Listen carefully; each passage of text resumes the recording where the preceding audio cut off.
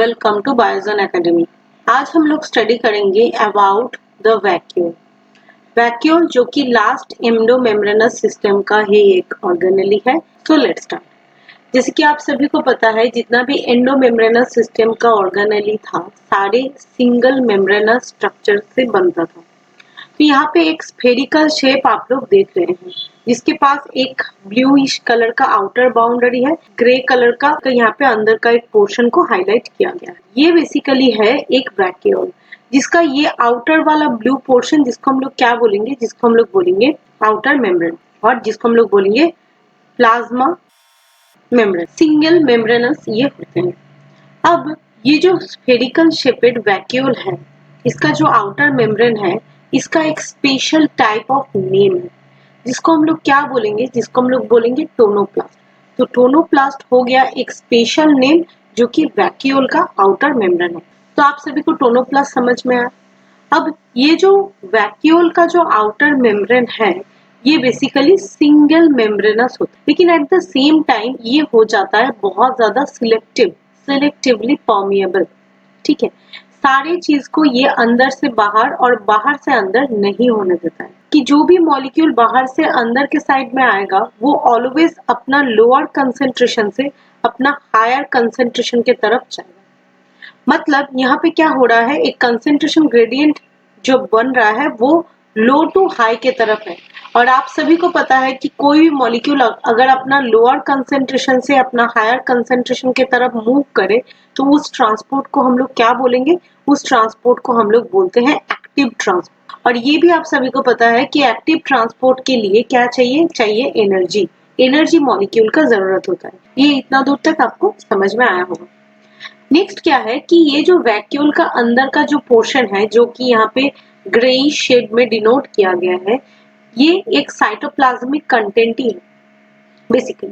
लेकिन इसके अंदर बहुत सारे मटेरियल्स रहते हैं डिपेंडिंग अपॉन द ऑर्गेनिज्म। अगर प्लांट है तो प्लांट के पास कुछ अलग मटेरियल रह सकता है, एनिमल के पास कुछ अलग, बैक्टीरिया के पास कुछ अलग, प्रोटिस्ट के पास कुछ अलग।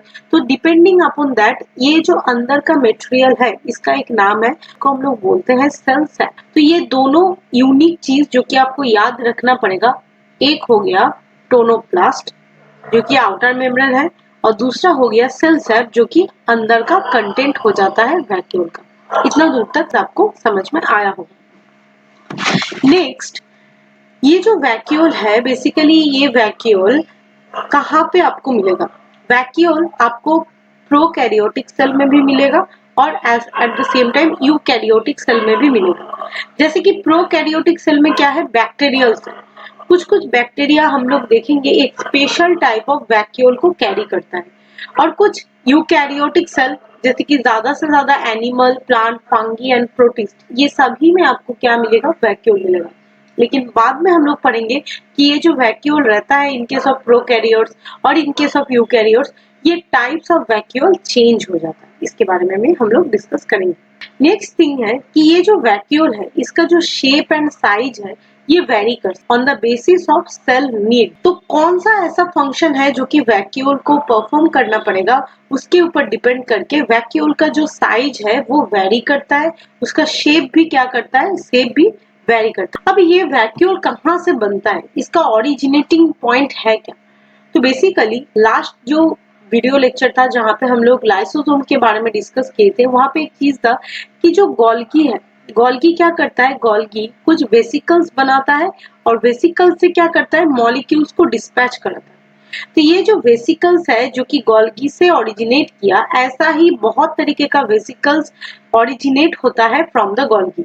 और वही गोल्गी का जो वेसिकल्स है, वो जो वेसिकल्स है गोल्गी का, वो क्या हो जाता है, वो एक दूसरे के साथ फ्यूज कर जाता है। जैसे ही फ्यूज करता है ये बनाता है वैक्यूल। सो वैक्यूल कहाँ से बनता है, वेसिकल्स फ्रॉम द गोल्गी। जो वेसिकल गोल्गी से ओरिजिनेट होता है और वो ही फर्दर जाके क्या होता है, फ्यूज्ड फॉर्मेट में आता है और देयर बाय क्या बनाता है, दैट इज वैक्यूल। अब ये वैक्यूल बनता कब है, बनता है इन केस ऑफ इमैच्योर्ड सेल जो कि डिवाइडिंग फेज में है। जो सेल अभी डिवाइड कर रहा है मतलब ही वो कैसा है, वो है इमैच्योर्ड। तो वो इमैच्योर्ड सेल में आपको क्या मिलेगा, that is the vacuole. I hope ये वाला स्लाइड आप लोगों को समझ में आया हो। Now we are going to discuss about the plant vacuole as well as animal vacuole. Actually plant and animal दोनों में ही वैक्यूल रहता है, लेकिन ये जो वैक्यूल जो कि प्लांट सेल में रहता है और जो कि एनिमल सेल में रहता है, इसका शेप एंड साइज भी वेरी करता है, इसका पोजीशन वेरी करता है, कुछ फंक्शन भी क्या होता है वेरी करता है। So let's start study about plant vacuole as well as animal vacuole. जैसे कि यहाँ पे दो पिक्चर आप लोग देख रहे हैं, ये है एक प्लांट सेल का पिक्चर जिसमें ये जो आउटर मेम्ब्रेन है इसको हम लोग क्या बोलेंगे, इसको हम लोग बोलेंगे सेल वॉल। नेक्स्ट ये वाला मेम्ब्रेन को हम लोग क्या बोलेंगे, इसको हम लोग बोलेंगे cell membrane. Same in case of animal, तो ये आउटर मेम्ब्रेन को हम लोग क्या बोलेंगे, that is the cell membrane. अब क्या हुआ कि जो प्लांट सेल है, ये जो अंदर बिग साइज्ड एक राउंड शेपेड स्ट्रक्चर आपको देख रहा है, एक प्लांट सेल के लिए वैक्यूल। Whereas अगर आप लोग एनिमल सेल को गौर करेंगे तो यहाँ पे बहुत सारा छोटा छोटा ऐसा राउंड शेपेड स्ट्रक्चर आप लोग को दिख रहा होगा, ये सारे क्या हो जाता है एनिमल सेल के लिए उसका वैक्यूल। तो अभी तक डायग्राम से दो डिफरेंस आपको दिखा। एक क्या हो गया कि जो प्लांट सेल है इसका वैक्यूल क्या होता है, लार्ज एंड सेंट्रली लोकेटेड है कि नहीं। Whereas एनिमल सेल के केस में क्या हो रहा है कि जो वैक्यूल है ये बहुत ज्यादा स्मॉल इन साइज होता है एंड वो सारे सेल में डिस्ट्रीब्यूटेड फॉर्मेट में रहता है and present distributed format, so distributed arrangement show. तो यहाँ पे दो चीज आपको समझ में आया कि एक तो कहाँ पे वो रहता है और वो कैसे रहता है, ठीक है। नेक्स्ट क्या है कि जो प्लांट सेल है, प्लांट सेल के अंदर जो वैक्यूल है आप लोगों को दिख रहा है यहाँ पे कितना वैक्यूल है, दैट इज सिंगल वैक्यूल। तो ये क्या होता है सिंगल। Whereas अगर आप लोग एनिमल सेल को देखेंगे तो यहाँ पे कितने सारे वैक्यूल्स हैं, बहुत सारे। तो यहाँ पे क्या होता है, दैट इज सेवरल वैक्यूल आपको यहाँ पे दिखने में आएगा। नेक्स्ट क्या होता है कि जो ये प्लांट सेल के अंदर का जो वैक्यूल रहता है ये परमानेंट होता है, मतलब ये through out the life time ये आपको मिलेगा। लेकिन एनिमल सेल में जो वैक्यूल आपको मिलेगा ये परमानेंट नहीं होता है, ये टेम्पोररी होता है। जब इसका काम रहता है तब ये ओरिजिनेट करता है, जब इसका काम खत्म हो जाता है ये डिसअपियर हो जाता है। तो ये भी पॉइंट हम लोग लिखेंगे कि प्लांट सेल के अंदर जो वैक्यूल होता है वो बेसिकली होता है परमानेंट इन नेचर, परमानेंट। और ये जो एनिमल सेल में जो वैक्यूल होता है वो होता है टेम्पोररी। ये हो गया तीसरा पॉइंट जो कि डिफरेंट है in case of plant cell and in case of animal cell. अब एक चीज और है कि फंक्शनली भी क्या होता है कि जो प्लांट सेल होता है, प्लांट सेल के अंदर का जो वैक्यूल होता है और एनिमल सेल के अंदर का जो वैक्यूल होता है वो डिफरेंट होता है। कैसे होता है उसको भी हम लोग समझे। जो प्लांट सेल के अंदर जो वैक्यूल होते हैं वो क्या करता है, टारगेट प्रेशर को मेंटेन करता है। मतलब बॉडी के अंदर जो वाटर का बैलेंस, जो आयन का बैलेंस, इसको क्या कौन मेंटेन करता है, that is the vacuole. So it helps to maintain the target pressure, maintain target pressure. Versus animal cell के केस में क्या होता है कि जो वैक्यूल होते हैं वो एक्सोसाइटोसिस एंड एंडोसाइटोसिस में हेल्प करते हैं। एक्सोसाइटोसिस क्या है, एंडोसाइटोसिस क्या है, ऑल्दो मैं लास्ट वीडियो लेक्चर में बता चुकी हूँ। तो एक्सोसाइटोसिस कुछ चीज को अगर सेल के बाहर निकालना होता है तो उसको एक्सोसाइटोसिस, और एंडोसाइटोसिस अगर कोई भी मॉलिक्यूल को बाहर से अंदर की तरफ भेजना होता है तो उसको बोला जाता है एंडोसाइटोसिस। तो helps in exocytosis and endocytosis. तो यहाँ पे कुल मिला के कुछ पॉइंट्स के बारे में हम लोग डिस्कस किए और ये समझने की कोशिश की कि प्लांट सेल और एनिमल सेल के अंदर जो वैक्यूल रहते हैं वो कैसे डिफरेंट है from one another. I hope ये वाला स्लाइड आप लोगों को समझ में आया होगा। So now we are discussing about the types of vacuole. Vacuole जो होते हैं ये डिफरेंट हो सकते हैं, जैसे कि कुछ वैक्यूल आपको प्लांट सेल में मिलेगा, कुछ वैक्यूल एनिमल सेल में, कुछ को प्रोटिस्ट के अंदर, कुछ को बैक्टीरिया के पास। तो ये डिफरेंट हो सकता है और यहाँ पे कुछ इंपॉर्टेंट टाइप्स ऑफ वैक्यूल के बारे में हम लोग देखेंगे। तो पहला ही जिसके बारे में हम लोग स्टडी करेंगे that is the central vacuole. Central vacuole का और एक नाम है जिसको हम लोग क्या बोलेंगे, दैट इज सैप वैक्यूल। तो इसको हम लोग सैप वैक्यूल भी बोलते हैं। सेंट्रल वैक्यूल अगर आप नाम को अच्छे से गौर करेंगे तो नाम से ही पता चल रहा है कि किसी सेल का सेंट्रली ये लोकेट करेगा। तो जाहिर सी बात है, अभी पिछला वाला जो स्लाइड हम लोग देखे थे, यहाँ पे हम लोग देखे थे कि जो प्लांट सेल के अंदर जो वैक्यूल होता है वो सेंट्रली लोकेटेड होता है। तो सेंट्रल वैक्यूल जाहिर सी बात है किसमें आपको मिलेगा, that is in case of plant cell. कहाँ पे मिलेगा आपको? प्लांट सेल में मिलेगा। और वो कहाँ पे लोकेट करेगा? That is centrally located. तो ये 2 पॉइंट आपको समझ में आया होगा। अब ये जो सेंट्रल वैक्यूल है, इसका और एक नाम सैप वैक्यूल भी है। तो क्यों इसको सैप वैक्यूल बोला जाता है, उसको भी हम लोग डिस्कस कर लेते हैं। बेसिकली क्या होता है, ये जो वैक्यूल्स है, वैक्यूल्स एक प्लांट सेल के केस में टारगेट प्रेशर को मेंटेन करता है। और टारगेट प्रेशर मेंटेन करना मतलब ये बहुत सारा आयनिक बैलेंस को मेंटेन करते हैं, सब्सटेंस को कुछ कैरी करते हैं और भी बहुत सारा काम करते हैं। तो बैलेंसिंग एक प्रॉपर्टी वो रखता है अपने पास। अब ये प्लांट सेल का आउटर मेम्ब्रेन है। अभी हम बहुत ज्यादा डिटेल में सेल वॉल, प्लाज्मा मेम्ब्रेन में नहीं जाते हैं, सिर्फ इसको लिख लेते हैं, ये है मेम्ब्रेन। और ये जो अंदर का पोर्शन है, ये है साइटोप्लाज्मिक पोर्शन, ये है साइटोप्लाज्म, एक सेल का साइटोप्लाज्म है ये। और ये जो पॉइंट आउट किया गया है यहाँ पे, इसको हम लोग क्या बोलेंगे? That is the vacuole. और आप सभी को पता है कि वैक्यूल का जो आउटर मेम्ब्रेन है उसको हम लोग टोनोप्लास्ट बोलते हैं, और वैक्यूल के अंदर का जो कंटेंट होता है उसको हम लोग सैप बोलते हैं, सेल सैप। ठीक है। अब ये जो वैक्यूल है, in case of central vacuole, और जो कि आपको मिलेगा प्लांट सेल के पास, ये वैक्यूल के पास एक्चुअली क्या क्या रहता है ये भी हम लोग देख लेते हैं। तो जैसे कि ये वैक्यूल कंटेन करता है वाटर्स को, वाटर कंटेन करता है, और कंटेन करता है किसको? दैट इज मिनरल्स को, आयंस को भी ये कैरी करता है। नेक्स्ट क्या है कि वेस्ट मटेरियल को भी ये कैरी करेगा, वेस्ट मटेरियल को भी कैरी करेगा, न्यूट्रिएंट्स को भी कैरी करेगा, प्रोटीन्स कैरी करेगा, पिगमेंट, कुछ वाटर सॉल्युबल पिगमेंट्स होते हैं जैसे कि एंथोसायनिन, ऐसा कुछ पिगमेंट्स होता है, जैसे कि आपको पता है प्लांट के पास पिगमेंट रहता है।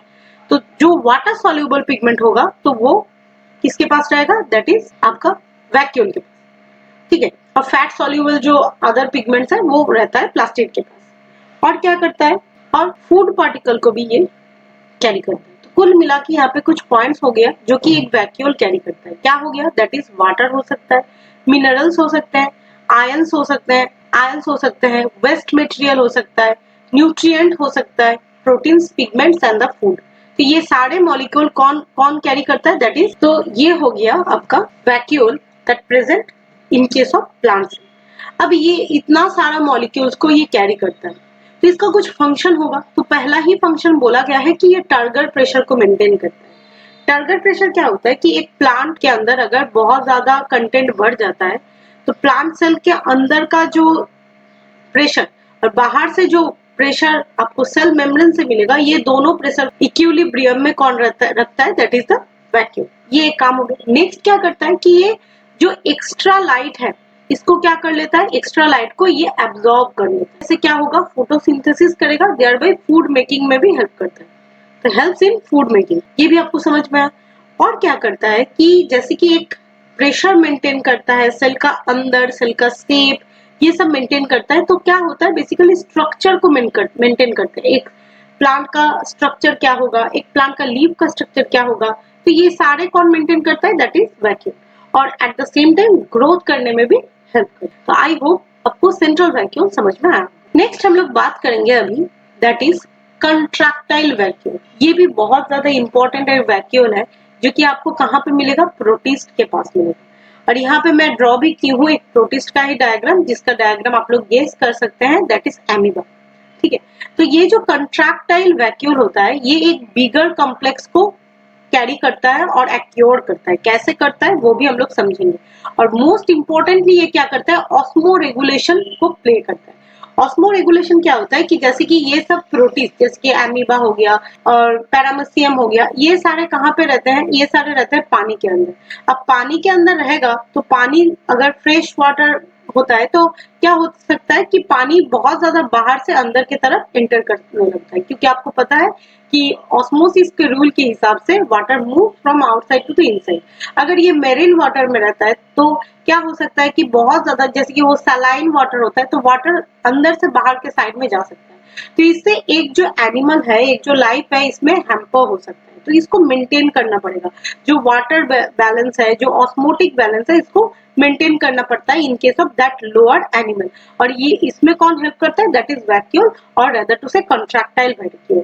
और ये जो मेंटेनिंग प्रोसेस है इसको बोला जाता है ऑस्मो रेगुलेशन, जिसकी मैं पहले ही बता चुकी हूँ, ये सब वाटर में रहता है।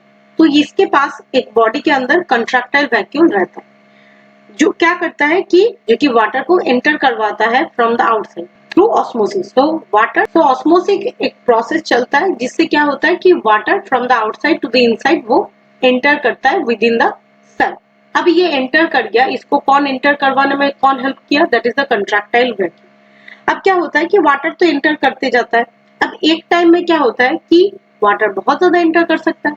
तो जब वाटर बहुत ज्यादा एंटर कर जाता है, अब क्या होता है कि इसके बाहर से एक प्रेशर इसके ऊपर अप्लाई होता है। ये बहुत ज्यादा बड़ा भी हो गया क्योंकि वाटर एंटर किया, और क्या होता है ये प्रेशर भी, एक आउटसाइड प्रेशर भी इसके ऊपर आता है।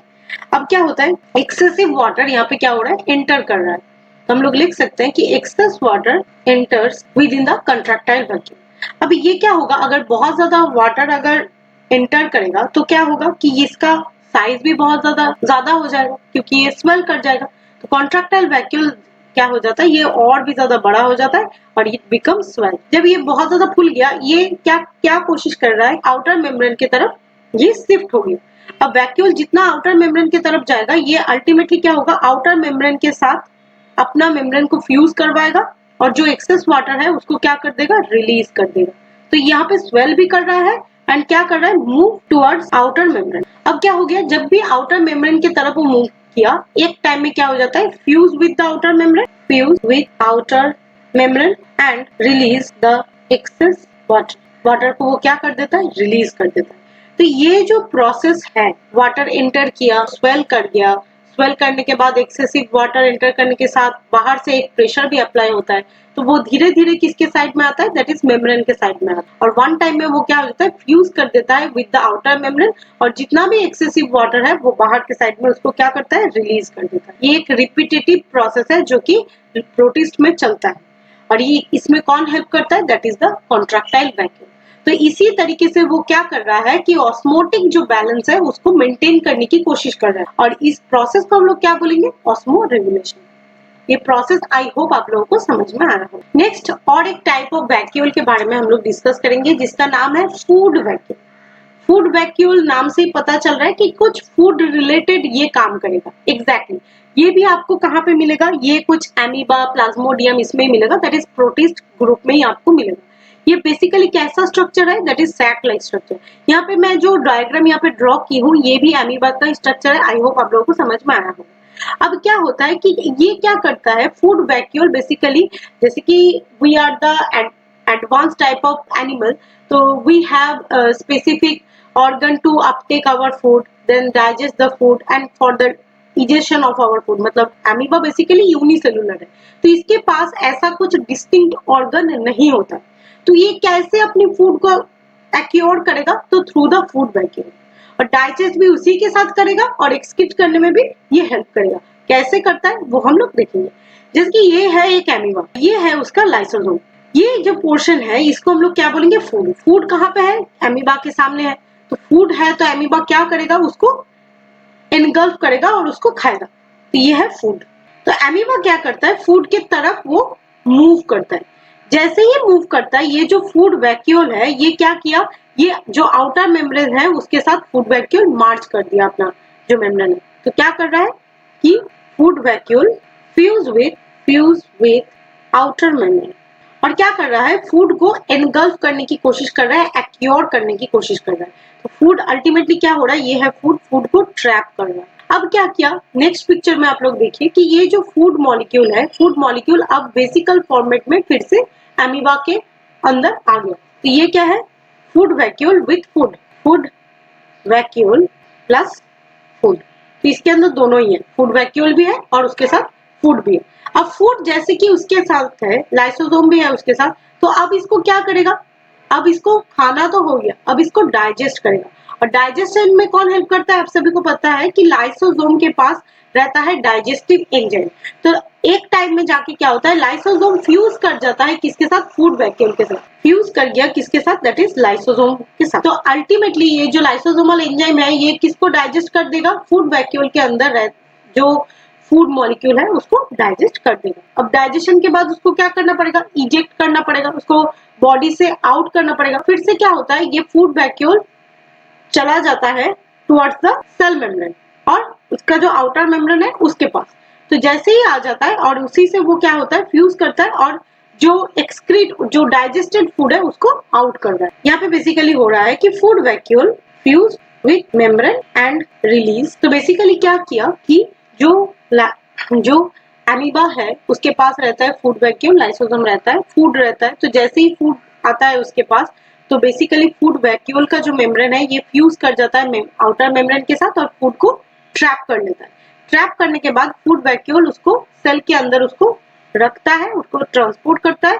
कुछ टाइम में क्या होता है, फूड वैक्यूल और लाइसोसोम फ्यूज करता है और लाइसोसोम के पास रहता है डाइजेस्टिव एंजाइम। फूड वैक्यूल के अंदर जो कंटेंट है उसके पास आता है तो उसको डाइजेस्ट कर देता है और आफ्टर डाइजेशन जो मटेरियल रहता है उसको क्या करता है, बाहर के साइड में उसको रिलीज आउट करता है।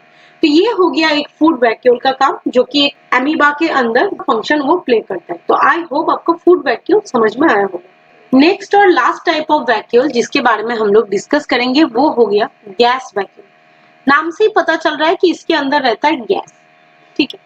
अब गैस वैक्यूल जो है ये बहुत ही स्पेशल टाइप ऑफ वैक्यूल है। नाम के पीछे तो वैक्यूल लिखा है लेकिन ये ट्रू वैक्यूल नहीं होता है। क्यों नहीं होता हम लोग डिस्कस करेंगे, लेकिन उससे पहले ये समझ लेते हैं कि गैस वैक्यूल एक्चुअली रहता कहाँ पे है। तो बेसिकली बैक्टीरिया के पास आपको मिलेगा, जैसे कि purple photosynthetic bacteria, green photosynthetic bacteria, blue green algae, ये सभी में आपको गैस वैक्यूल मिलेगा। लेकिन गैस वैक्यूल वैक्यूल तो है लेकिन ट्रू वाला नहीं है। इसको हम लोग बोलते हैं स्यूडो वैक्यूल। स्यूडो मीन्स झूठा, ये झूठा वैक्यूल है। क्यों? क्योंकि लास्ट जितना भी वैक्यूल आप लोग देखे हैं और हम लोग पहला स्लाइड में अगर देखेंगे तो वैक्यूल वो होते हैं जिसके पास रहता है प्लाज्मा मेम्ब्रेन, जिसको हम लोग क्रोनोप्लास्ट भी बोलते हैं। तो प्लाज्मा मेम्ब्रेन किस किस चीज से बनता है? लिपिड एंड प्रोटीन से बनता है, उसका एक अलग सा नेचर होता है। लेकिन जैसे कि ये गैस वैक्यूल किसके अंदर रहता है, दैट इज प्रोकैरियोट्स के पास रहता है। तो आप सभी को पता है कि जो प्रोकैरियोट्स है उसके पास कोई भी मेम्ब्रेन बाउंड ऑर्गेनेली नहीं होता है। तो यहाँ पे वैक्यूल भी एक ऑर्गेनेली है, लेकिन इसके पास जैसे कि रूल है प्रोकैरियोट के पास मेम्ब्रेन नहीं हो सकता है, तो इसके पास जो वैक्यूल है उसके पास भी कोई भी प्लाज्मा मेम्ब्रेन नहीं रहता है, नो प्लाज्मा मेम्ब्रेन। तो प्लाज्मा मेम्ब्रेन नहीं है तो क्या है, किससे वो सराउंडेड है? Presence of protein membrane. इसके पास जो वैक्यूल होते हैं वो प्रोटीन से सराउंडेड रहते हैं इंस्टेड ऑफ प्लाज्मा मेम्ब्रेन। तो जो नेचर होना चाहिए एक वैक्यूल का, वो नेचर गैस वैक्यूल के पास नहीं होता है। ऑल्दो वो भी वैक्यूल है क्योंकि उसके अंदर स्टोर होता है गैस, ठीक है। तो इसीलिए इसको हम लोग क्या बोलेंगे, स्यूडो वैक्यूल। अब ये जो वैक्यूल है ये बेसिकली गैस को ही कैरी करता है, तो जाहिर सी बात है ये किसके लिए परमेबिलिटी शो करेगा, दैट इज गैस के लिए शो करेगा। और गैस वैक्यूल जिसके पास होता है वो क्या करता है, बायंसी प्रोवाइड करने में हेल्प करता है। तो ये हो गया गैस वैक्यूल। आई होप आपको गैस वैक्यूल समझ में आया होगा। नेक्स्ट हम लोग अभी डिस्कस करेंगे about the function of the vacuole. Although major जो फंक्शन है वो आप लोगों को समझ में आया होगा। तो बेसिकली क्या करता है, isolating the materials that may cause the damage to the cell. हम लोग देखे हैं कि वैक्यूल के अंदर वेस्ट मटेरियल भी स्टोर होता है। अब वेस्ट मटेरियल क्या कर सकता है, एक सेल को डैमेज कॉज कर सकता है। तो इसीलिए ये क्या करता है, जो वैक्यूल है जो वेस्ट मटेरियल को है इसको आइसोलेट कर देता है और सेल को डैमेज फ्री बनाने की कोशिश करता है। ये समझ में आया। नेक्स्ट क्या है कि ये प्लांट का शेप एंड ग्रोथ में हेल्प करता है। हम लोग देखे हैं टारगेट प्रेशर को मेंटेन करने में हेल्प करता है। Central vacuole maintain the pressure of the leaves and the flower. Flower और लीव्स के अंदर का जो प्रेशर है, प्रेशर मेंटेन करने का काम कौन करता है, सेंट्रल वैक्यूल, जिसको और एक नाम से हम लोग क्या बोलते हैं, SAP vacuole. Stores the protein in the germinating seeds. Basically ये वैक्यूल कैसा काम करता है, एक प्लांट के सेल के लिए और एनिमल सेल के पास बेसिकली इसके पास फ्रीज तो होता नहीं है। तो ये किसी चीज को अगर स्टोर करना है, किसी चीज को अगर उसको रखना है तो वो किसके अंदर रखेगा, दैट इज वैक्यूल के अंदर। जैसे कि यहाँ पे भी बोला गया है store the protein in germinating seeds. और नेक्स्ट क्या है, maintain the internal acidic pH. जो पीएच एक सेल का, तो पीएच को मेंटेन करने का काम कौन करता है, दैट इज वैक्यूल। तो आई होप आपको वैक्यूल का जो कंसेप्ट है वो समझ में आया है। अभी हम लोग देख लेंगे कि एनसीईआरटी में अबाउट द वैक्यूल क्या क्या लिखा हुआ है। तो क्या बोला गया है कि the vacuole is membrane bound space. Basically vacuole कैसा शेप होता है, दैट इज एक मेम्ब्रेन बाउंड ये शेप है, जो कि कहाँ पे आपको मिलेगा, दैट इज साइटोप्लाज्म के अंदर आपको मिलेगा। तो वैक्यूल भी साइटोप्लाज्म के अंदर रहता है। It contains water, SAP, excretory product and the other materials not useful for the cell। यहाँ पे एनसीईआरटी में लिखा हुआ है कि नॉट यूजफुल चीजें ही रहता है बेसिकली वैक्यूल के अंदर, बट इन सम केसेस हम लोग देखे हैं कि यूजफुल चीजें भी रह सकती है। The vacuole is bound by single membrane called the tonoplast. ये बहुत ज्यादा इंपॉर्टेंट है।